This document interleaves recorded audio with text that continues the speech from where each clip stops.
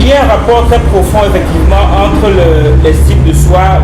Une partie des les propos que je vais lire tout à l'heure sont tirés d'ailleurs d'un ouvrage que j'ai consacré à quelqu'un qui est Jouer l'histoire, qui est mon essai.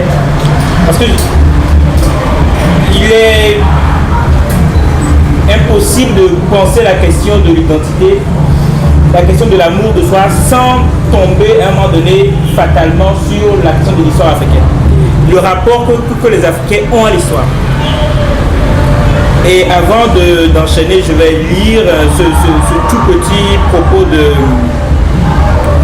Césaire dans son fameux poème Malekith, qui dit: ceux qui n'ont inventé ni la poudre ni la boussole, ceux qui n'ont jamais su dompter la vapeur ni l'électricité, ceux qui n'ont exploré ni les mers ni le ciel, mais ceux sans qui la terre ne serait pas la terre. Ma négritude n'est pas une terre d'eau morte, elle sur l'œil mort de la terre. Ma négritude n'est ni une tour ni une cathédrale, elle plonge, bon, mais c'est surtout cette première strophe de ce texte qui est frappant, parce que ça résume un peu le procès qui est fait à l'homme africain qui n'a en gros rien inventé, rien mesuré, rien cadastré, même rien écrit, et donc qui n'a pas d'histoire. Et fondamentalement, la question de la haine de soi, moi je parle vraiment de haine de soi à un niveau très profond. Je vais même plus loin que vous dans cette affaire de dépigmentation en disant que pour moi la dépigmentation c'est l'expression déjà d'une acceptation de la mort. Pour moi l'homme africain, bon, à travers la femme, mais c'est important parce que sans les femmes la société s'effondre.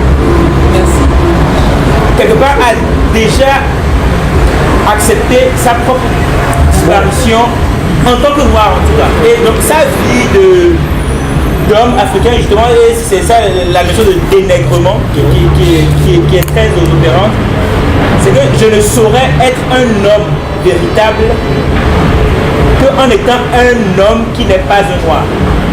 Et ça passe par l'idée justement de se dépigmenter, de changer de nom, de vivre dans l'espace d'autrui. Et tout ça revient pour moi fondamentalement à beaucoup de choses, mais surtout à la notion d'histoire. C'est surtout ce temps que je l'ai pris. Et donc dans le préambule de mon texte, je le disais, l'histoire c'est comme la peinture ou la photographie. Tout est question de point de vue, de là d'où vous observez et où vous vivez les choses. C'est comme la politique et la géopolitique. À ce titre, il n'y a pas vraiment d'histoire universelle. Parce que personne ne peut réellement écrire une histoire universelle. Parce qu'il suffit déjà de demander à un Gabier, à un Tasman, à un Japonais ou un Anglais de définir dans sa langue les mots histoire et les mots universels pour se rendre compte que les acceptions déjà qu'on a de ces mots sont différentes. Ce que l'Africain a du mot universel, de manière ontologique et en guillemets pure, n'a radicalement rien à voir avec le mot universel qu'il est compris au sens nécessairement, je dirais, en français, en anglais, etc. Et cette asymétrie justement des points de vue, le fait que notre regard sur le monde soit irrelevant, comme on dit en anglais, ne soit pas pertinent, explique le fait qu'on s'en remette toujours au regard d'autrui. Donc pour résoudre la question de l'amour de soi, de l'estime de soi, il est essentiel de réconcilier l'Africain avec son histoire. Il s'agit donc de réconcilier l'Africain avec l'histoire, son histoire, et donc avec lui-même.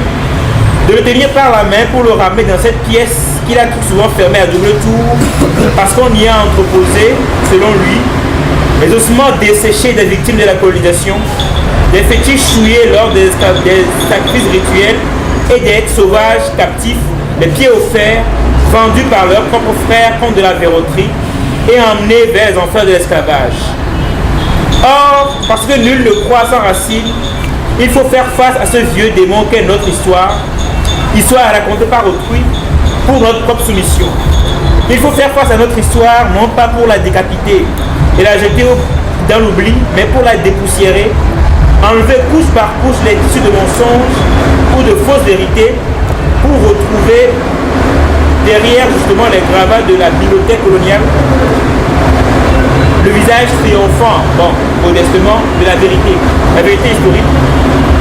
Une vérité plurimillénaire qui plonge très loin dans le pensée, bien plus loin que les années 60 de la indépendance, et qui plonge, comme dirait justement Césaire, dans la chair rouge du sol et dans la chair argent du soleil.